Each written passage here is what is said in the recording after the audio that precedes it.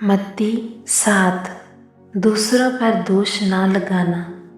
दोष मत लगाओ कि तुम पर भी दोष ना लगाया जाए, क्योंकि जिस प्रकार तुम दोष लगाते हो उसी प्रकार तुम पर भी दोष लगाया जाएगा, और जिस नाप से तुम नापते हो उसी नाप से तुम्हारे लिए भी नापा जाएगा। तू क्यों अपने भाई की आंख के तिनके को देखता है और अपनी आंख का लट्ठा तुझे नहीं सूझता? जब तेरी ही आंख में लट्ठा है तो तू अपने भाई से कैसे कह सकता है, ला मैं तेरी आंख से तिनका निकाल दूं?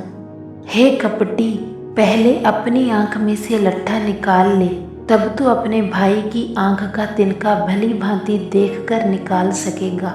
पवित्र वस्तुओं कुत्तों को ना दो और अपने मोती सूअरों के आगे मत डालो, ऐसा ना हो कि वह उन्हें पांव तले रौंदें और पलट कर तुमको फाड़ डालें। मांगो तो पाओगे, मांगो तो तुम्हें दिया जाएगा, ढूंढो तो तुम पाओगे, खटखटाओ तो तुम्हारे लिए खोला जाएगा। क्योंकि जो कोई मांगता है उसे मिलता है, और जो ढूंढता है वह पाता है, और जो खटखटाता है उसके लिए खोला जाएगा। तुम में से ऐसा कौन मनुष्य है कि यदि उसका पुत्र उससे रोटी मांगे तो वह उसे पत्थर दे, या मछली मांगे तो उसे सांप दे?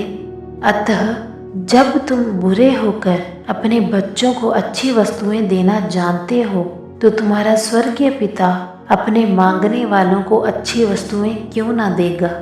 इस कारण जो कुछ तुम चाहते हो कि मनुष्य तुम्हारे साथ करें, तुम भी उनके साथ वैसा ही करो, क्योंकि व्यवस्था और भविष्यद्वक्ताओं की शिक्षा यही है।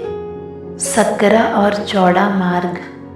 सकेत फाटक से प्रवेश करो, क्योंकि चौड़ा है वह फाटक और सरल है वह मार्ग जो विनाश को पहुंचाता है, और बहुत से हैं जो उससे प्रवेश करते हैं। क्योंकि सकेत है वह फाटक और कठिन है वह मार्ग जो जीवन को पहुंचाता है, और थोड़े हैं जो उसे पाते हैं।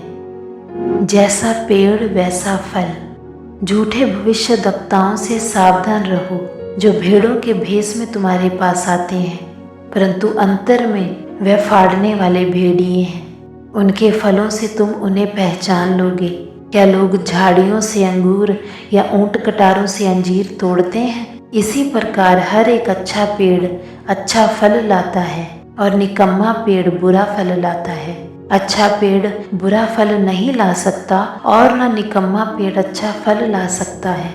जो पेड़ अच्छा फल नहीं लाता वह काटा और आग में डाला जाता है। इसी प्रकार उनके फलों से तुम उन्हें पहचान लोगे।